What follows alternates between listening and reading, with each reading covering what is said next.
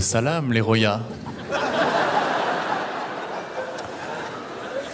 Récemment, j'avais rendez-vous avec une fille. On devait se voir à 20h. Moi, j'étais stressé, donc je suis arrivé un petit peu en avance, vers 14h30. Et tout s'est bien passé, sauf qu'à un moment de la soirée, il y a quelqu'un qui s'est approché de moi et qui m'a dit, très énervé, toi, donne-moi ton téléphone. Et moi, on m'a toujours appris que l'humour, c'était la meilleure arme pour se défendre, donc j'ai tenté un truc. J'ai répondu 06. Du coup, je n'ai plus de téléphone.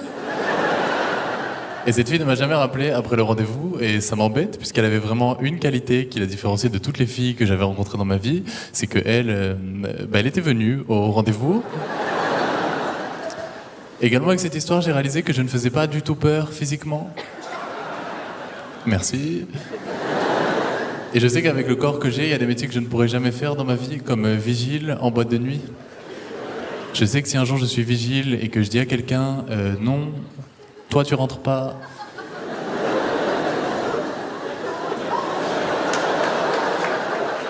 Et qui me dit si je rentre.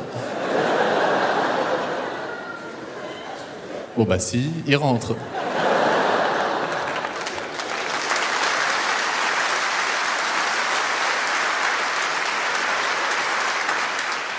C'est comme la dernière fois, je vais au kebab et je dis au kebabier,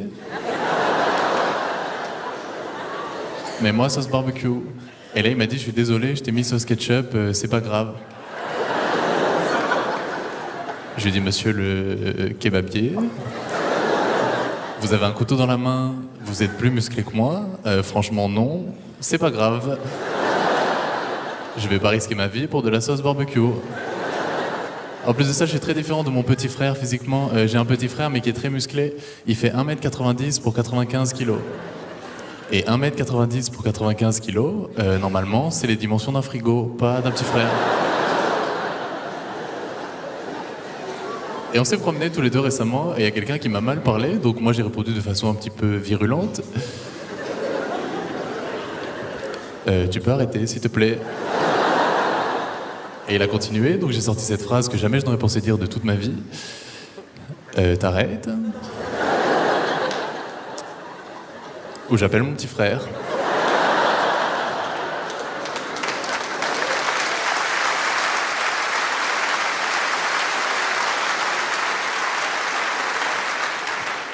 Pour lui ressembler, je me suis inscrit à la musculation récemment, et pour que ça aille plus vite, j'ai commandé un pot de protéines et un programme de musculation. Mais je crois que le premier exercice du programme, c'est d'arriver à ouvrir le pot de protéines. Et j'ai fait ce que font toutes les personnes qui font de la musculation. J'ai fait une photo avant,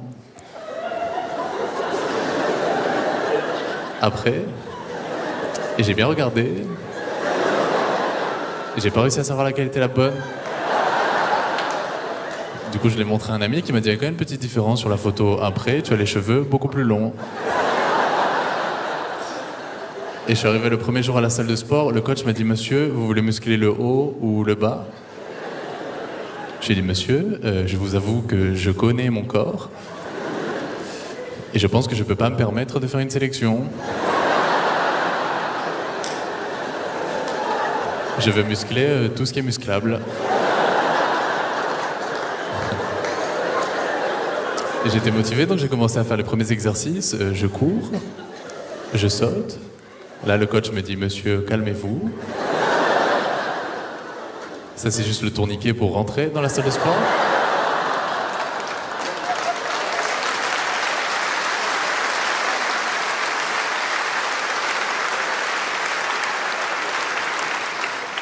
J'ai fait des analyses après. Apparemment, j'ai 0% de masse musculaire. J'ai la même masse musculaire qu'un yaourt nature. J'ai 0% de masse graisseuse aussi. Si tu additionnes ces informations, ça fait 0%. Ce qui signifie que scientifiquement parlant, je n'existe pas. Je suis très grand, moi. Je pense que mes ancêtres étaient des girafes. J'ai un corps particulièrement adapté pour cueillir des cerises en hauteur.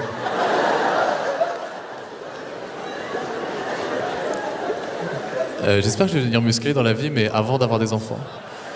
J'ai pas envie qu'un jour un de mes enfants vienne me voir et me dise papa, on m'a tapé à l'école, est-ce que tu peux venir m'aider s'il te plaît? Demande à maman.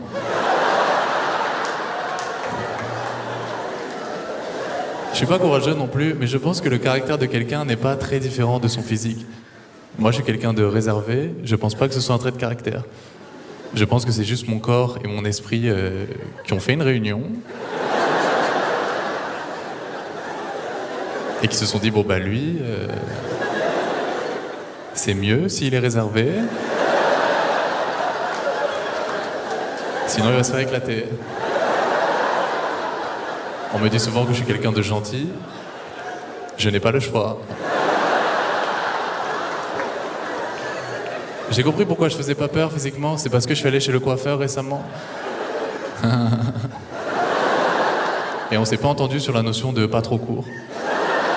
J'ai conscience qu'actuellement j'ai la tête d'une secrétaire qui s'appelle Chantal.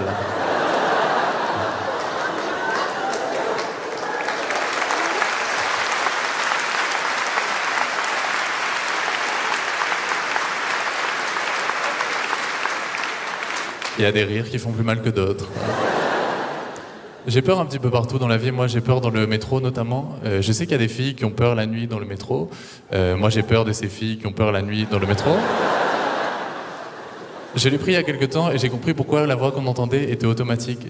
Je sais que si c'était moi qui faisais la voix du métro, tu l'aurais très vite entendu sur certaines stations. Barbès, Rochechouart.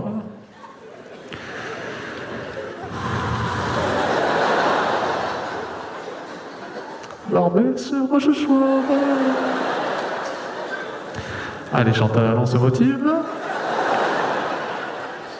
Je me suis renseigné sur le métro, il y a une théorie qui dit que si tu montes dans une rame de métro bondée, tu as plus de chances de te faire agresser que dans une rame vide, puisque les gens auront peur d'intervenir.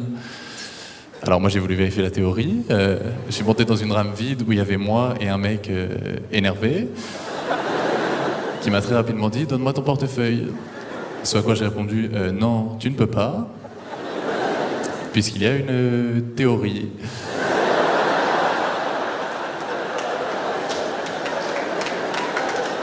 Je n'ai plus de portefeuille, hein. Et je suis allé dans l'autre rame de métro pour me rassurer un petit peu. Du coup, je n'ai plus de montre non plus. D'ailleurs, j'ai trouvé une astuce très simple pour ne plus me faire embêter à Barbès-Rochechouart. Très simple comme astuce. Je vais plus à Barbès-Rochechouart. J'ai du mal avec les transports de manière générale. Je suis parti en vacances au Canada l'été dernier parce que j'adore ce pays. J'y vais tous les ans depuis 1 an, du coup. Je monte dans l'avion, et là l'hôtesse me dit « Monsieur, vous m'avez l'air jeune et vigoureux. »